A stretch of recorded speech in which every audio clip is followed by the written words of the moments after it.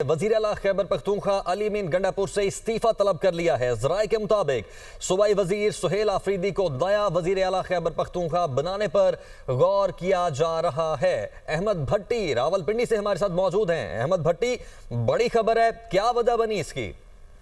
जी, आज अडाला जेल में तोशाखाना 2 की समाअत थी, जिसमें बैरिस्टर साहब, मिशाल यूसुफजई, अलीमा खान और सुलेमान अकमर राजा भी मौजूद थे, जबकि बैरिस्टर अली जफर भी मौजूद हैं। इसराइल से ये मालूम हुआ है कि बानी पीटीआई ने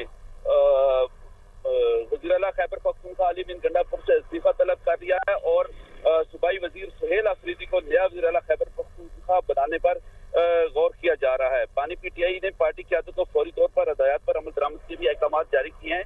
ज़राए के मुताबिक अभी तक इसको बराह रास्त अनाउंस नहीं किया गया, लेकिन आज जब ये समाअत खत्म होगी तो उसके बाद जो लोग बानी पीटीआई का पैगाम बाहर लाएंगे वो इसका अनाउंसमेंट करेंगे।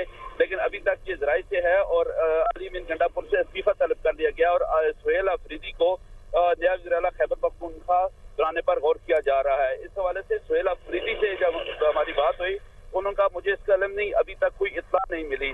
बानी पीटीआई का अपना कारकुन हूँ और हमारी सियासत ही बानी पीटीआई से है, ये सुहेल आफरीदी का कहना था। ताहम ये ज़राए का कहना है कि बानी पीटीआई के आज अडाला जेल में जो तोशाखाना 2 की समाअत थी, इस दौरान होने वाली जो मुशावरत है उसमें इसका फैसला किया गया था और ये बानी पीटीआई के वकील नईम हैदर पंजोता और दीगर के जरिए ये खबर यहाँ बाहर आई और उन्होंने इस पे कुछ लोगों को बताया और अभी तक ये ज़राए से है।